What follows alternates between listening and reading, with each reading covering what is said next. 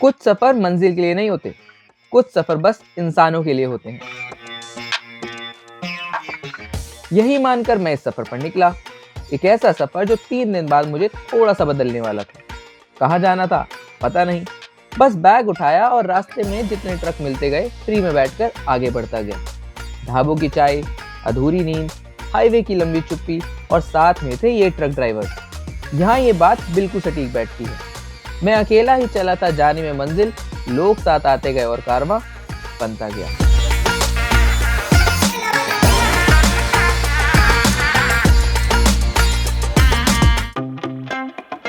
हम दोनों ने ये मिलकर डिसाइड किया था कि केएमपी एक्सप्रेसवे पर जाएंगे। एक रास्ता जा रहा था फरीदाबाद की तरफ, दूसरा जा रहा था सोनीपत की तरफ। तो हमने फैसला किया कि सोनीपत की तरफ जाएंगे, यानी हरियाणा, पंजाब, हिमाचल प्रदेश या जम्मू कश्मीर की तरफ। अब लेकिन सुबह से कुछ खाया नहीं था, तो रास्ते में दिखी वेज बिरयानी। तो हमने सोचा लगे हाथों इसे भी खा लिया जाए। ये अच्छा फैसला होने वाला था, क्योंकि इसके बाद हम 9 घंटे बाद खाना खाने वाले थे।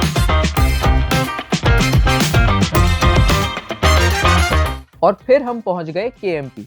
दरअसल यहाँ से बहुत से लोग लिफ्ट लेते हैं, लेकिन सोनीपत की साइड जाने के लिए लिफ्ट लेने वाले बस हम 2 ही थे। जी हाँ, इस सफर में गोविंद भी मेरे साथ था।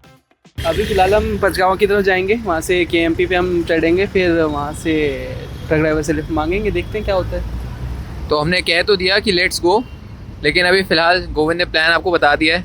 या तो हो सकता है वो फरीदाबाद साइड मिलेगा हमें, या हमें मिलेगा सोनीपत साइड। अब किस साइड जाते हैं हम देखना पड़ेगा। ये हिच हाइकिंग सुनने में बड़ा आसान लगता है, लेकिन 10 मिनट में ही पता चल गया कि ये सफर आसान तो बिल्कुल नहीं होने वाला है। रिजेक्शन रेट का ग्राफ तेजी से बढ़ता गया और मोराल उतना ही नीचे। जितना आसान दिखता है ना उतना आसान है नहीं, मजाक से हटके अगर बोलूँ तो। वहाँ देखो गोविंद मुझे रिकॉर्ड कर रहा है दूसरे कैमरे से, और मैं अपने आप को रिकॉर्ड कर रहा हूँ। अभी तक लगभग 10 ट्रक आ गए हैं और सब ने इग्नोर ही करा है।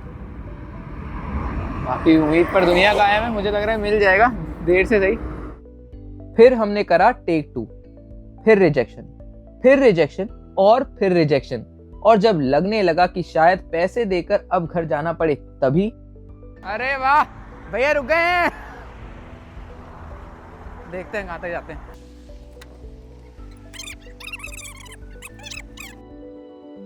और फिर हम लोग निकल पड़े पानीपत की ओर।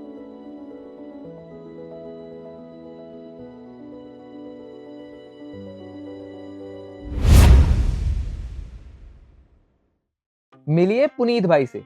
ट्रक में बैठाते ही इन्होंने हमसे पूछा कि भैया क्या यूट्यूबर हो, और हमने भी कहा हाँ भैया।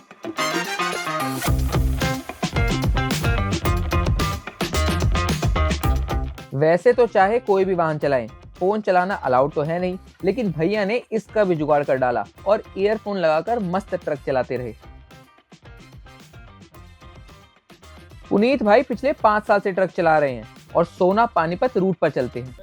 कोई भी अगर रास्ते में मिले ना तो उसकी हेल्प जरूर करो, क्योंकि हर इंसान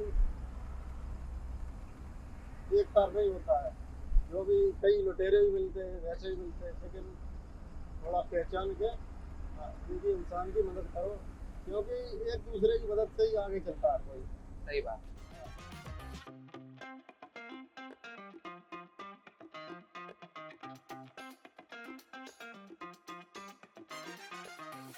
रास्ते में डर तो थोड़ा था, घर वालों को भी पता नहीं था कि ट्रक में इतना दूर जाने वाले हैं। गुनगुनाती धूप और भैया की बातों ने ऐसा समा बांधा कि डर काफी पीछे छूट चुका था। बोनी तो अच्छी हुई है।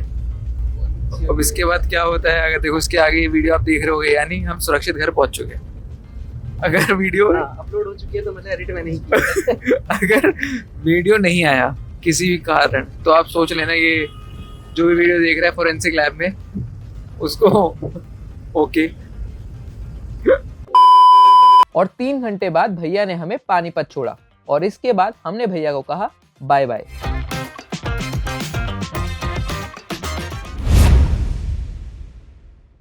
पेट में अभी भी वही वेज बिरयानी थी, लेकिन रात में ट्रक नहीं रुकेंगे ये भी पता था, तो खाना स्किप कर दिया और दूसरे ट्रक की तलाश शुरू कर दी। गाड़ियाँ इस तरफ ज़्यादा है, ये देखो इतनी तेज़ी से गाड़ी आ रही है। एक बार इसको ट्राई करते हैं रोकने का।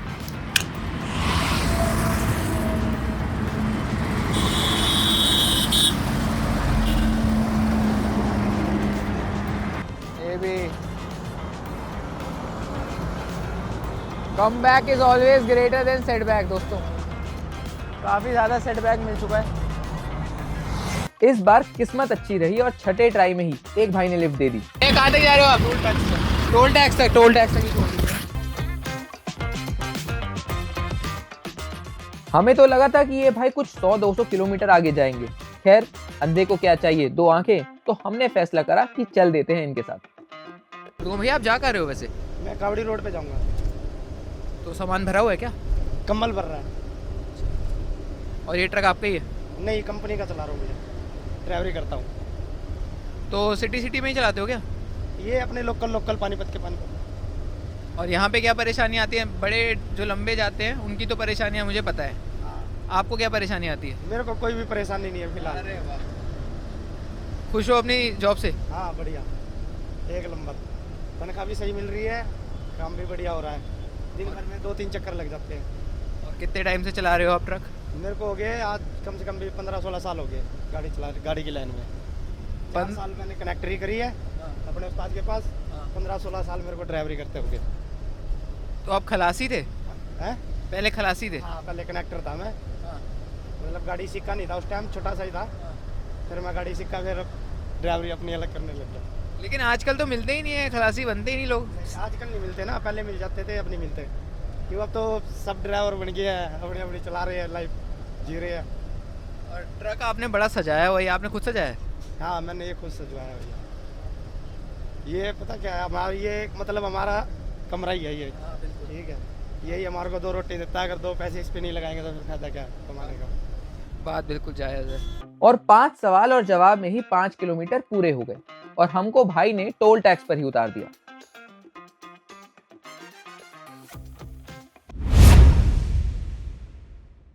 अब जहां भाई ने हमें उतारा था, मुश्किल ये थी कि यहाँ की सड़कें काफी चौड़ी हैं और पुलिस के डर से ट्रक सड़क के बीच में चलते हैं, जिससे यहाँ लिफ्ट मांगना और ज्यादा मुश्किल था। अब थोड़ा मानना पड़ेगा कि ड्राइवर्स मिलने थोड़े मुश्किल हो रहे हैं, क्योंकि एक तो अंकल जी थे, वो कह रहे हैं कि आप सेवा ले लो बस की, हम नहीं छोड़ सकते आपको, आप फ्री में क्यों जाना चाहते हैं। ठीक है, अच्छी बात है।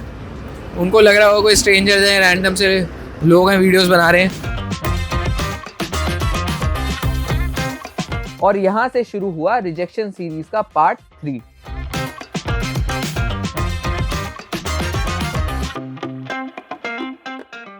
और ये रिजेक्शन इतना लंबा होगा ये नहीं पता था।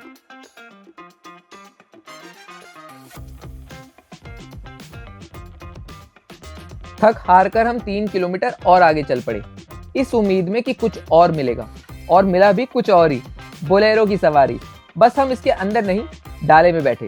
तो आवाज बहुत ज्यादा तेज मेरे को बोलना पड़ेगा यहाँ पे। ट्रक में बैठना तो नसीब नहीं हुआ, लेकिन बोलेरो में बैठा हुआ हूँ पीछे की तरफ होकर, और बहुत ज्यादा कोशिश करी कि कोई बैठा ले। तो ट्रक वाले भाई तो कोई माने नहीं, तो बोलेरो जा रही थी करनाल तक, तो उसी में बैठ गया।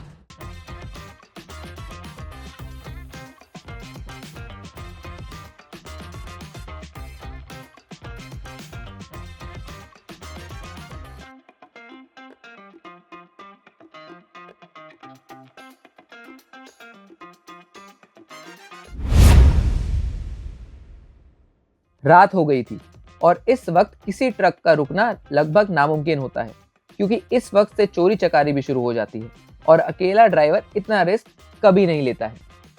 फिर से पदयात्रा शुरू करी और फ्लाईओवर पार करते गए, इस उम्मीद में कि कोई ट्रक रुक जाए। रात में ड्राइवर्स का जो भरोसा होता है वो थोड़ा कम भी हो जाता है, और जाहिर सी बात है अगर मैं भी गाड़ी चला रहा हूँ तो मैं भी शायद उन्हें ज़्यादा तवज्जो नहीं दूंगा। हालांकि उम्मीद है अभी भी करनाल में ही है, कोशिश करेंगे कि ज़्यादा से ज़्यादा दूर जा पाए। फिलहाल आज रात में कवर कर पाए डिस्टेंस, जैसा होता है फिर मैं आपको बताता हूँ। ट्रक तो बहुत सारे जा रहे हैं, लेकिन अनफॉर्चुनेटली लिफ्ट कोई नहीं दे रहा है।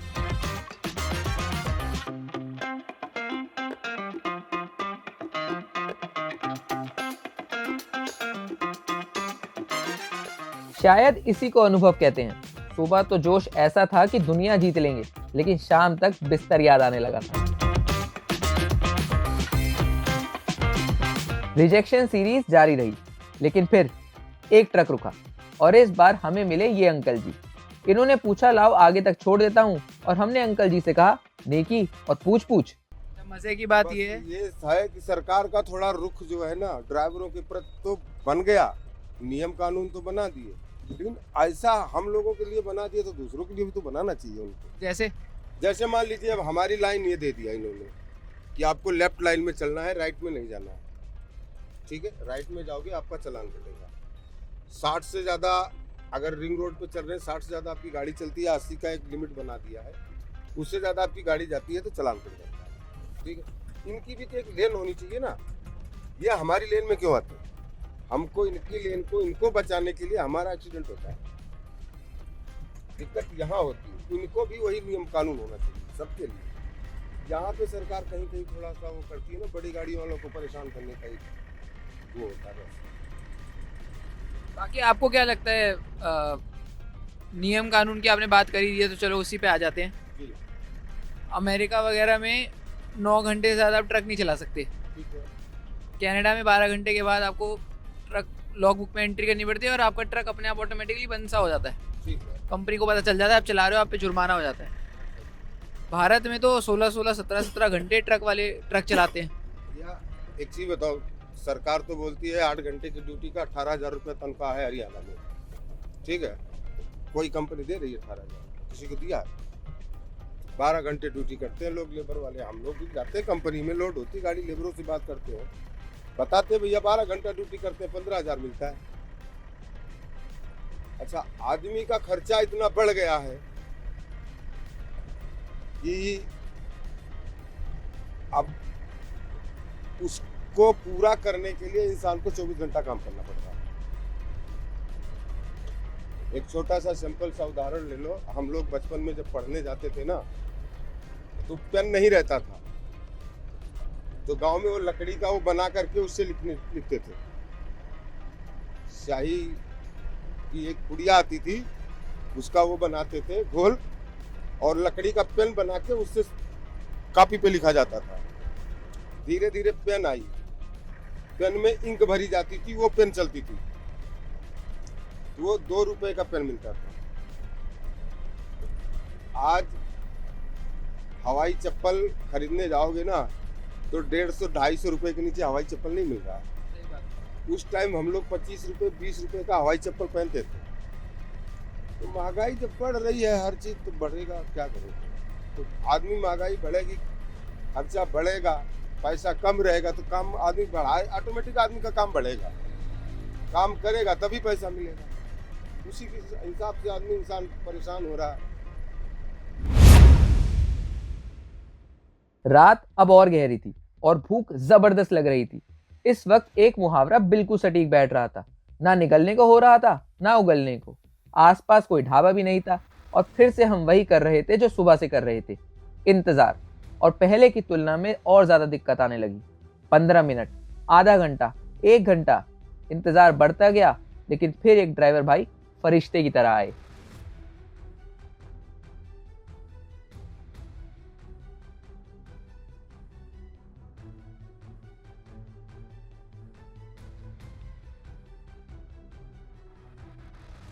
ये हैं भूपेंद्र पाजी, पीपली के ही रहने वाले हैं और हमने भी फैसला किया कि पीपली की तरफ ही चला जाए। सच बताऊं तो अभी तक जम्मू जाने का कोई इरादा नहीं था, लेकिन फिर मैंने पाजी की बात सुनी। आपके हिसाब से अगर कल हम सुबह निकलना है तो जहाँ पे ट्रक ड्राइवर्स हमें ज़्यादा मिल सकते हैं या हम जाके ज़्यादा अपना कंटेंट बना सकते हैं, कौन से इलाकों में जाना चाहिए हमें? आपको यही हाईवे से मिल जाएगा जी ट्रक, तो सीधा जम्मू के लिए या सब ये अम्बाड़ा के लिए। अम्बाड़े से आगे आपको जहाँ जाना है, अमृतसर जाना है, शिमला जाना है, पठानकोट जाना है, वो वहाँ से मिल जाएगा आपको। फिर इन्होंने बताया कि ये जहां हमें छोड़ने वाले हैं वहां से जम्मू बस 420 किलोमीटर है। तब मैंने बोला गोविंद से कि भाई चलते हैं, देखा जाएगा, और पाजी ने हमें और ज्यादा हिम्मत दे दी।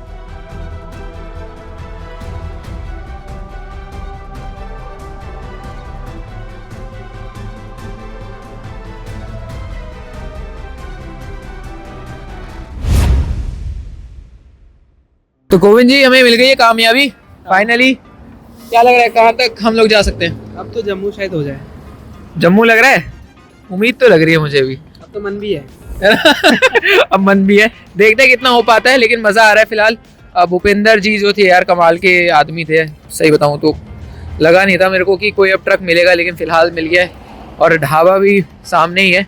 तो सोच रहे हैं एक दो ट्रक ड्राइवर से या तो बात कर लें या देखते हैं कोई तो आगे जाएगा, बताते हैं आपको जैसा होता है। और सामने दिखा खाना, जमकर खाना खाया और यहाँ पर कई ट्रक पहले से ही खड़े थे।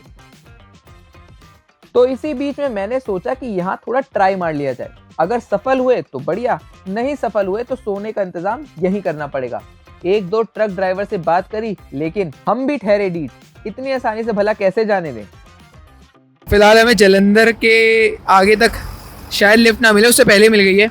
एक भैया हैं वो भी खाना खा रहे हैं, तो उनसे मैंने बात करी, वो कह रहे हैं कि भैया ठीक है मैं चला जाऊँगा। और फिर मैंने दिखाया कि हम ये काम करते हैं ताकि आपको यकीन हो जाए। तो उन्होंने कहा भैया क्या कर लोगे, ज़्यादा लूट लोगे आप हमारा ट्रक। तो मैंने कहा ऐसी बात नहीं है। अब कल का प्लान ये है कि कोशिश हमारी ये होगी कि हम जम्मू तक पहुंच पाएँ, कोशिश ही होगी। पहुंच गए तो बढ़िया है, नहीं पहुंचे तो कोई बात नहीं। बाकी अब ठंड बढ़ गई है, जैकेट पहन लेनी चाहिए, क्योंकि जम्मू के लिए तो हम कपड़े लेकर नहीं आए थे ना, हम ये सोच के आए थे कि हम जम्मू जाएंगे। हमने सोचा था कि हम आसपास ही कहीं चले जाएंगे, लेकिन फ़िलहाल जितना आगे हम आज आ गए हैं, कल अगर उसके थोड़ा और आगे चले गए तो, और फिर बीच में वीकेंड भी आ रहा है, तो सैटरडे मैं चाहता नहीं हूँ कि हमारा ख़राब हो। मेरी कोशिश यही है कि हम कल ही पहुँच जाएँ ताकि हम फ्राइडे तक सुरक्षित घर आ जाएँ होपफुली। और वापस भी हमें हिच हाइकिंग करके आना है बाय द वे। अभी तक हमारे इसमें एक भी रुपये लगा नहीं है। हमने पचगाँव से शुरू करा था, 5 ड्राइवर अब तक मिले हैं हमें और एक भी रुपया नहीं लगा। हाँ, खाने का ज़रूर लगा, वो हमने अपनी जेब से ही दिए हैं। तो फिलहाल तो कॉस्टिंग ज़ीरो है ट्रैवल की। अगर कोई कॉस्टिंग बढ़ती है तो ज़रूर इस वीडियो में आपको बताएंगे।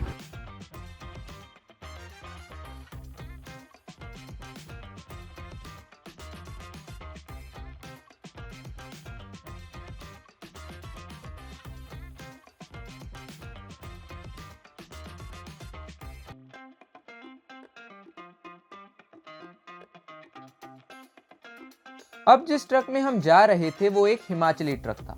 अंदर से इतना ज्यादा खूबसूरत था कि 2 पल को तो मैं बस ट्रक को ही देखता रहा। ये ट्रक है अनूप भाई का और ये यूपी के रहने वाले हैं।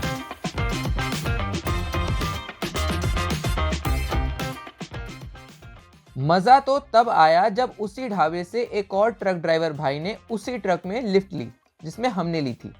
इन भाई का नाम है अमन और ये पंजाब के ही रहने वाले हैं। अब क्योंकि ये कल ट्रक लेकर आगे जाएंगे और घर इनका पास में है, तो इन्होंने ट्रक उसी ढाबे पर लगा दिया और हमारे साथ अपने घर की ओर चल पड़े। बाकी ये ट्रक तो बड़ा ज़बरदस्त तरीके से सजाया हुआ है। अभी तक मैं जितने ट्रकों में आया हूँ सबसे शानदार यही ट्रक सजा हुआ है। आपने सजाया है? और ट्रक कब से चला रहे हो? 3 साल हो गए। 3 साल? और 3 साल में बिल्कुल मास्टर हो गए। हिमाचल प्रदेश का रजिस्ट्रेशन नंबर है वैसे तो हिमाचल भी जाते हो क्या? नालागढ़ की गाड़ी है। तो चक्कर नहीं लगता हिमाचल का वैसे? दिल्ली तो गए ही नहीं। दिल्ली में तो पॉल्यूशन भी ज़्यादा हुए। दिल्ली जाते ही ना, चोरी बहुत होता है दिल्ली में। आपको हम में शराफत नजर आ गई या क्या मजबूरी नजर आ गई कि आपने कह दिया चलो ठीक है चलो मेरे साथ? ऐसा मैं रात में सवारी बैठा था ना, रात तो चल दिन मैंने 8 दिन तक को रिकॉर्ड है। जाइए तो स्टाफ जाएगा, नहीं तो जाएगा ही नहीं। नियम है मेरा। मतलब हम लोग खास लोग हैं। ट्रक ड्राइवर के भी कुछ सपने होते हैं, इसका अंदाजा मुझे आगे जाके चलने वाला था। अनूप मात्र 22 साल के हैं और मैंने बस उनसे इतना पूछा कि अगर ट्रक ना चला रहे होते तो क्या करते, और उनका जवाब था कि पढ़ते।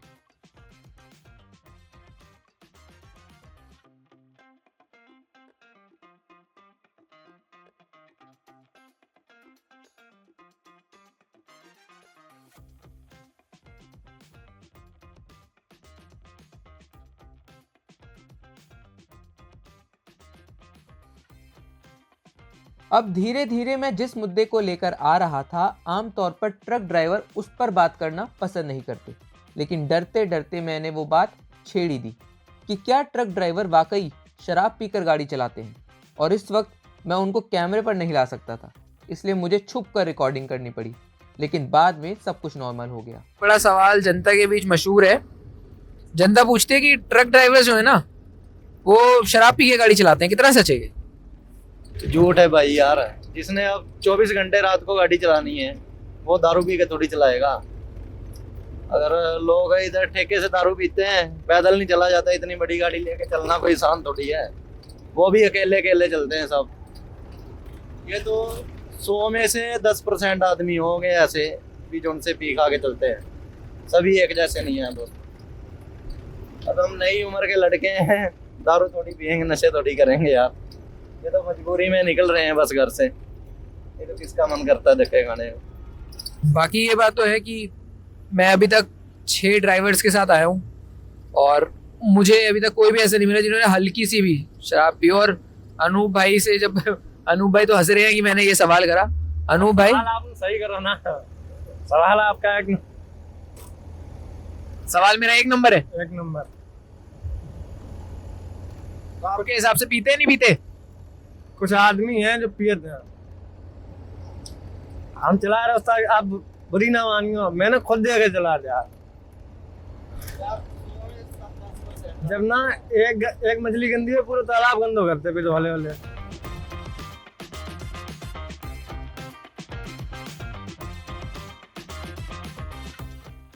ट्रक ड्राइवर की सुरक्षा पर अक्सर सवाल उठते रहते हैं, लेकिन जब ये लोग रास्ते में आराम करने रुकते हैं तब चोरी का खतरा भी हमेशा बना रहता है और बाद में इसकी भरपाई इनको अपनी जेब से करनी होती है। इस पर भी इन दोनों भाइयों ने खुलकर सच बताया। मैं जानता हूँ कि शूट से पहले इनकी परमिशन लेनी चाहिए थी, लेकिन कुछ सच झूठ बोलकर बताए जाते हैं। सबसे ज्यादा चोरी तो दिल्ली में होते हैं उस्ताद। वाह शीशा काट दो यार, और पता है कौन सी नींद, जबकि एक रात एक दिन के सोए हुए में शीशा काट दिया था। फिर भी सोए गए यार। तो शीशा अपने मोबाइल जाली नहीं लगवा रखी? सब काट देते हैं दोस्त। कई बार ऐसा हो गया सिस्टम, अब जलंधर से पठानकोट रोड पे ना ड्राइवर सो रहा है, टायर उतर जाते हैं, पता नहीं लगता। वो ऐसे स्टैंड पे खड़े करके चले जाते हैं। हाँ। अरे रोड पे बहुत माहौल गंदा हो गया। रात में और दिक्कत है। पता क्या, नशे ने मार दिया पंजाब सारा। चिट्टे ने मार। इसी बीच हमने अमन भाई को उनके गांव के रास्ते में उतार दिया और अनूप भाई के साथ सफर जारी रहा।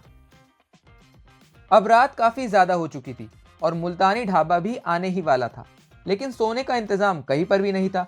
अनूप भाई ये वादा कर चुके थे कि बिना होटल के तो वो हमें छोड़ने वाले नहीं हैं। थोड़ी ही देर में वो ढाबा भी आ गया और रास्ते में हमने सोचा कि एक टी ब्रेक ले लिया जाए।